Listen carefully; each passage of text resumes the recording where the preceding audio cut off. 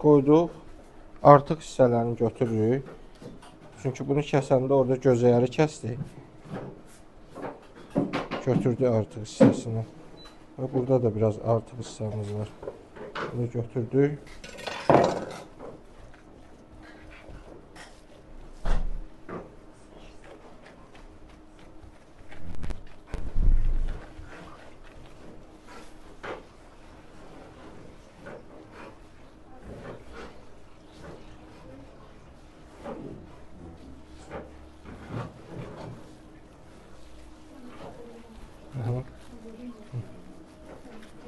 Biraz qabağa çəkib.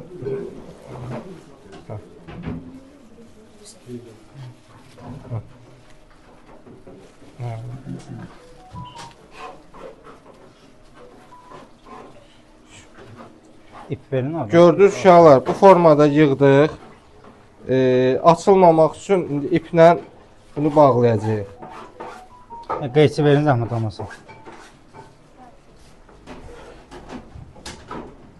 Bunu açsın.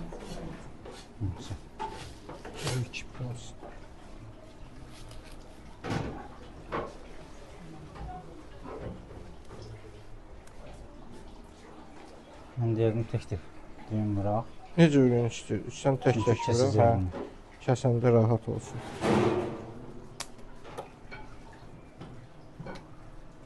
Uşaqlar, nə boş, nə də ki çox bərk. Lazım qədər sıxırıq.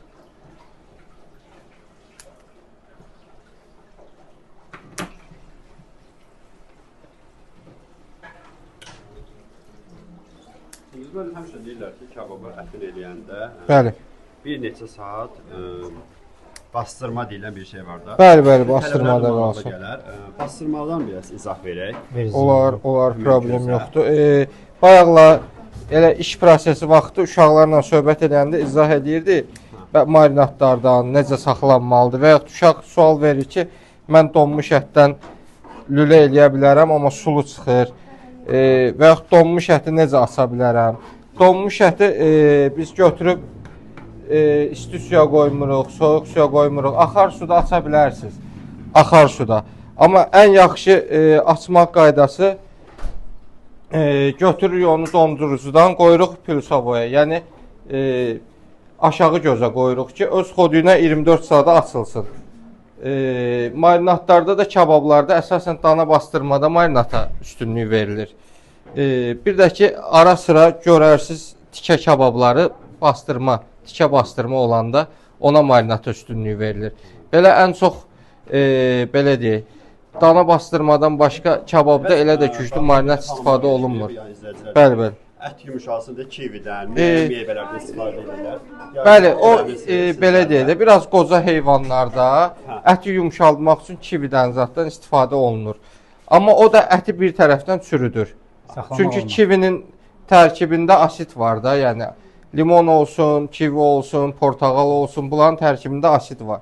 O da əti çürüdməyə başlar, çürüdür. Bəli. Coca-Cola. Coca-Cola mən sizdən eşitdim, amma